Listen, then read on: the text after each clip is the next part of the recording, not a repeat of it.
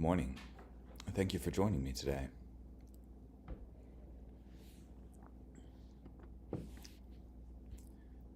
This morning we'll be in Joshua chapter 21, verse 1 through chapter 22, verse 20.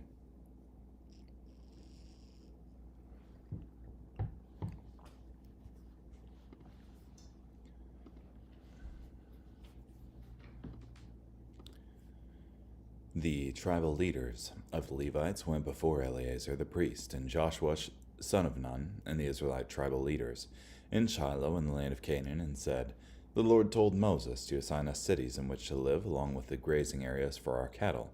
So the Israelites assigned these cities and their grazing areas to the Levites from their own holdings, as the Lord had instructed. The first lot belonged to the Kohathite clans.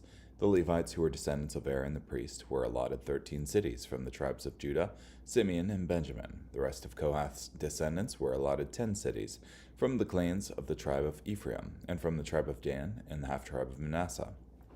Gershon's descendants were allotted 13 cities from the clans of the tribe of Issachar, and from the tribes of Asher and Naphtali, and the half-tribe of Manasseh and Bashan. Merari's descendants by their clans were allotted 12 cities from the tribes of Reuben, Gad, and Zebulun.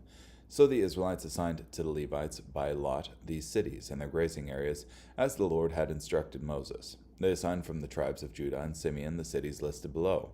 They were assigned to the Kohathite clans of the Levites, who were descendants of Aaron, for the first lot belonged to them. They assigned them Kiriath Arba. Arba was the father of Anak, that is, Hebron, in the hill country of Judah, along with its surrounding grazing areas. Now the city's fields and surrounding towns they had assigned to Caleb son of Jephunneh and his property. So to the descendants of Aaron the priest they assigned Hebron, a city of refuge for one who committed manslaughter, Libnah, Jader, Eshtemoa, Holon, Deber, Ain, Judah, and Beth Shemesh, along with the grazing areas of each, the total of 9 cities taken from these two tribes.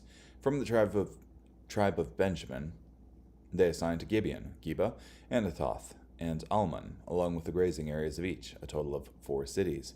The priests descended from Aaron received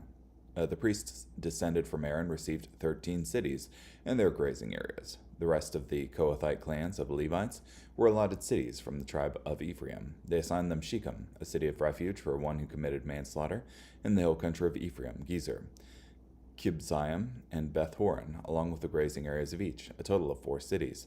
From the tribe of Dan they assigned Eltekah, Gibbethon, Aijalon, and Gath-Rimmon, along with the grazing areas of each, a total of 4 cities. From the half-tribe of Manasseh they assigned Taanach and Gath-Rimmon, along with the grazing areas of each, a total of 2 cities. The rest of the Kohathite clans received 10 cities and their grazing areas. They assigned to the Gershonite clans of the Levites the following cities: from the half-tribe of Manasseh, Golan, and Bashan, a city of refuge for one who committed manslaughter, and Bishtara, along with the grazing areas of each, a total of 2 cities. From the tribe of Issachar, Kishon, Dabrath, Jarmuth, and Enganim, along with the grazing areas of each, a total of 4 cities. From the tribe of Asher, Mishal, Abdon, Helkath, and Rehob, along with the grazing areas of each, a total of 4 cities. From the tribe of Naphtali, Kedesh in Galilee, a city of refuge for one who committed manslaughter, Hamath, Jor, and Kartan, along with the grazing areas of each, a total of 3 cities. The Gershonite clans received 13 cities and their grazing areas. They assigned to the Merarite clans, the remaining Levites, the following cities: from the tribe of Zebulun, Jokneam, Karta, Dimnah, and Nahalal, along with the grazing areas of each, a total of 4 cities. From the tribe of Reuben, Bezer, Jahaz, Kedemoth, and Mephath, along with the grazing areas of each, a total of 4 cities. From the tribe of Gad, Ramoth and Gilead, a city of refuge for the one who committed manslaughter, Mahanaim, Heshbon, and Jazer, along with the grazing areas of each, a total of 4 cities.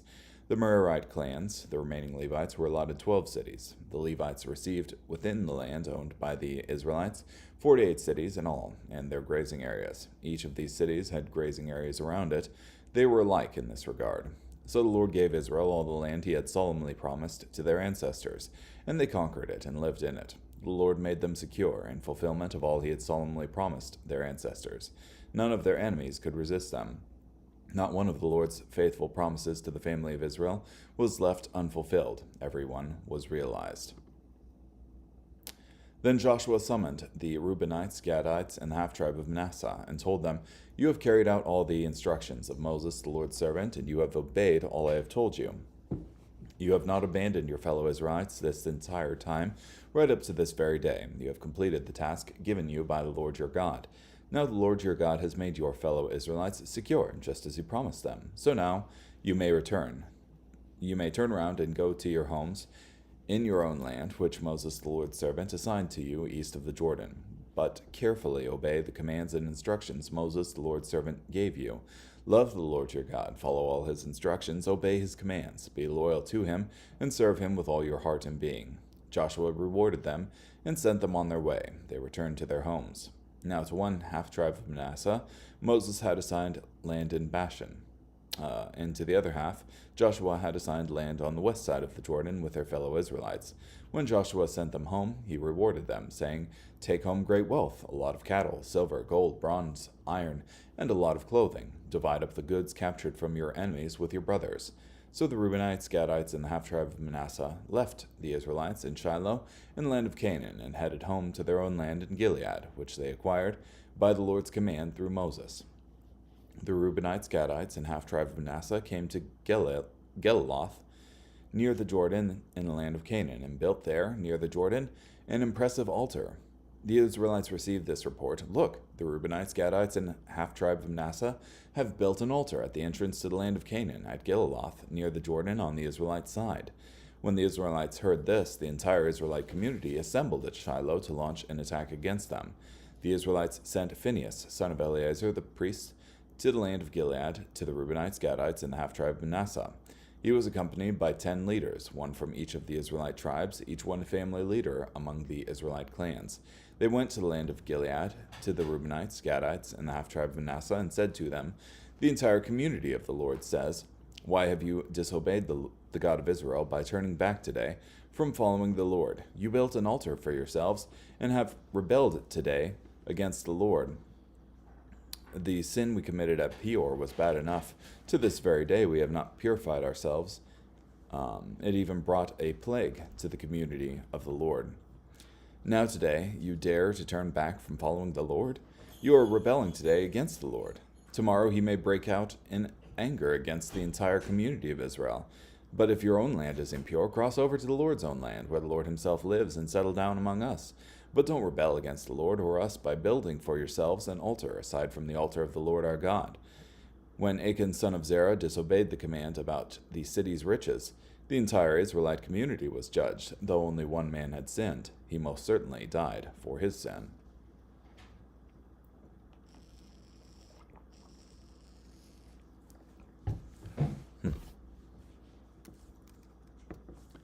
So, first off, we have the giving of the parceling out of cities to the Levite clans. That is, I think it's, I can't remember the first one. There's Kohath and Merari, and there's one more that I have completely forgotten.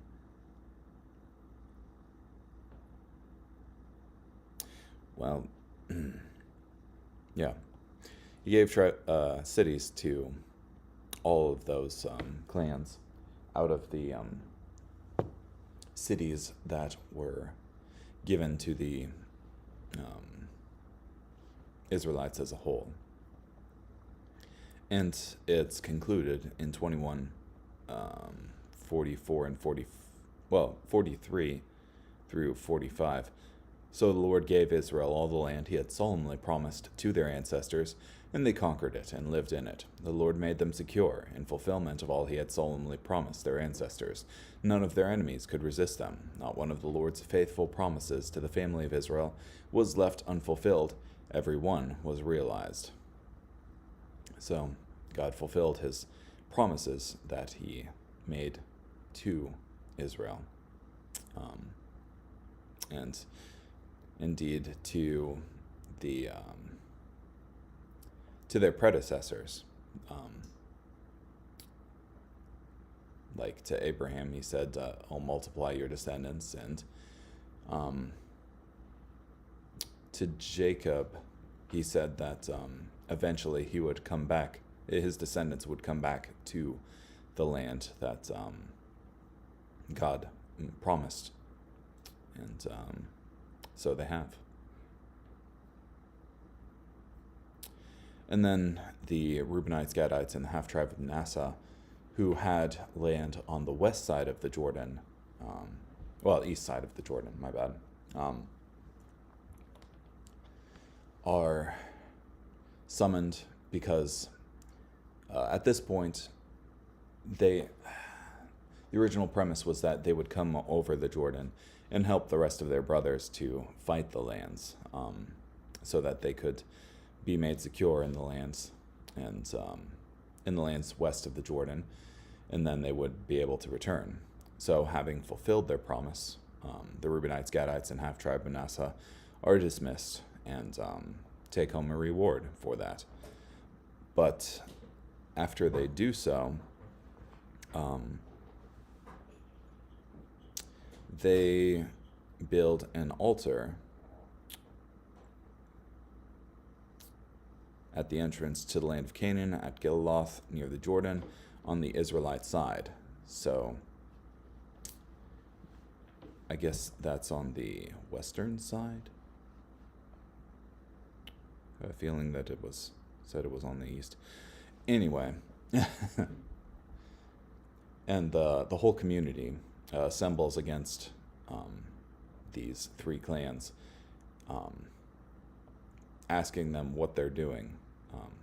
And they have the priest as the spokesperson there, and they remind the Reubenites, the Gadites, and half-tribe Manasseh about the sins that were committed at Peor, that is, where Israel prostituted themselves with foreign gods, of Moab, I think, in particular. And Balaam was one of those who incited this.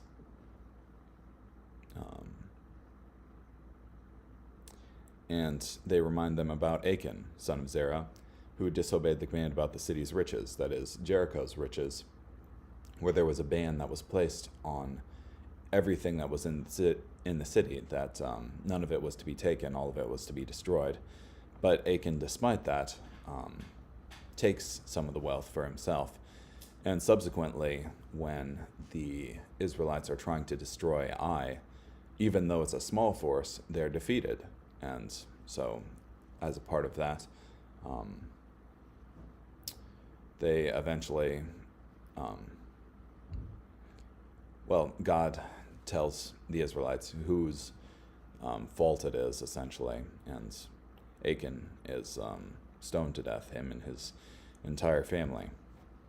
So, yeah. Oh, yeah, the third tribe, Gershon. Thank you. Anyway, carrying on here, Luke chapter 20, verses 1 through 26. Now one day, as Jesus was teaching the people in the temple courts and proclaiming the gospel, the chief priests and the experts in law with the elders came up and said to him, "Tell us, by what authority are you doing these things, or who is it who gave you this authority?" He answered them, "I will also ask you a question, and you tell me. John's baptism, was it from heaven or from people?" So they discussed it with one another, saying, "If we say from heaven, he will say, 'Why did you not believe him?' But if we say, 'From people,' all the people will stone us, because they are convinced that John was a prophet." So they replied that they did not know where it came from. Then Jesus said to them, "Neither will I tell you by whose authority I do these things." Then he began to tell the people this parable. A man planted a vineyard, leased it to tenant farmers, and went on a journey for a long time. When harvest time came, he sent a slave to the tenants so that they would give him his portion of the crop. However, the tenants beat his slave and sent him away empty-handed. So he sent another slave. They beat this one too, treated him outrageously, and sent him away empty-handed. So he sent still a third. They even wounded this one and threw him out. Then the owner of the vineyard said, "What should I do? I will send my one dear son. Perhaps they will respect him." But when the tenants saw him, they said to one another, "This is the heir. Let's kill him, so the inheritance will be ours." So they threw him out of the vineyard and killed him. What then will the owner of the vineyard do to them? He will come and destroy those tenants and give the vineyard to others. When the people heard this, they said, "May this never happen." But Jesus looked straight at them and said, "Then what is the meaning of that which is written? The stone the builders rejected has become the cornerstone. Everyone who falls on this stone will be broken to pieces, and the one on whom it falls will be crushed." Then the experts in the law and the chief priests wanted to arrest him that very hour, because they realized he had told this parable against them, but they were afraid of the people. Then they watched him carefully and sent spies who pretended to be sincere. They wanted to take advantage of what he might say so that they could deliver him up to the authority and jurisdiction of the governor. Thus they asked him, "Teacher, we know that you speak and teach correctly and show no partiality, but teach the way of God in accordance with the truth. Is it right for us to pay the tribute tax to Caesar or not?" But Jesus perceived their deceit and said to them, "Show me a denarius. Whose image and inscription are on it?"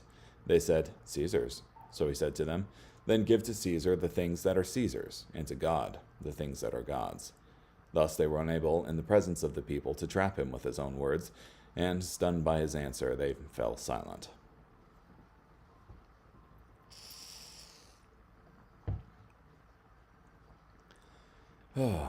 Yeah. So you have Jesus coming into Jerusalem, and after running through the temple and chasing out the money changers and the people selling things in the temple complex, the Pharisees and the chief priests and the experts in the law come up to him and ask, by what authority are you doing these things? Or who is it? Who gave you this authority?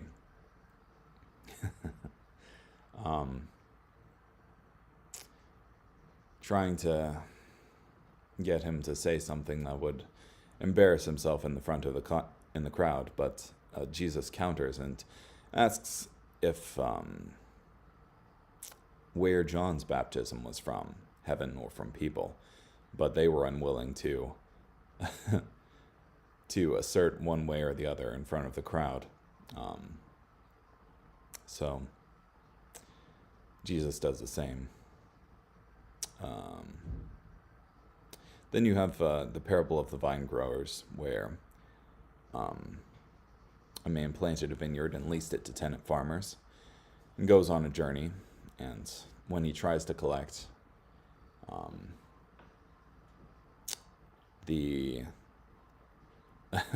the farmers that he leases out to beat his servants. And this is supposed to be representative of the prophets, whom Israel kills and maims when they're sent to her. And then he eventually sends out his son, that is Jesus. And the people, the farmers that he's leased this farm out to, kill and destroy his son. That is, crucify Jesus.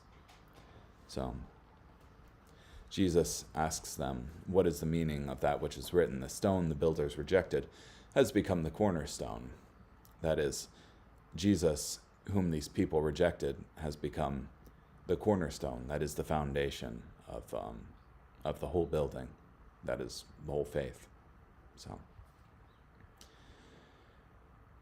yeah, and then the religious leaders try to trap Jesus by getting him to say it's not right to pay taxes, or to acquiesce and say it is right to pay taxes to Caesar, and become unpopular to the crowd. But he says, give to Caesar the things that are Caesar's, and to God the things that are God's. So, carrying on, Psalm 89, verses 1 through 13. I will sing continually about the Lord's faithful deeds. To future generations I will proclaim your faithfulness. For I say, loyal love is permanently established in the skies. You set up your faithfulness. The Lord said, I have made a covenant with my chosen one. I have made a promise on oath to David, my servant. I will give you an eternal dynasty and establish your throne throughout future generations. Selah. O Lord, the heavens praise your amazing deeds, as well as your faithfulness in the angelic assembly. For who in the skies can compare to the Lord, who is like the Lord among the heavenly beings, a God who is honored in the great angelic assembly, and more awesome than all who surround him? O Lord, sovereign God, who is strong like you? O Lord, your faithfulness surrounds you. You rule over the proud sea. When its waves surge, you calm them. You crush the proud one and killed it. With your strong arm you scattered your enemies. The heavens belong to you, as does the earth. You made the world and all it contains. You created the north and the south. Tabor and Hermon rejoice in your name. Your arm is powerful, your hand strong, your right hand victorious. Yeah. The NET translates in 89:10, you crushed the proud one and killed it. But in other translations, it's just called Rahab.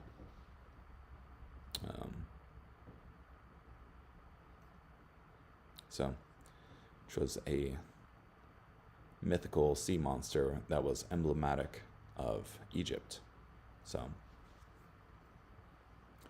That which flaunts itself against God. And finally, Proverbs 13, verses 15 and 16. Keen insight wins favor, but the conduct of the unfaithful is harsh. Every shrewd person acts with knowledge, but a fool displays his folly.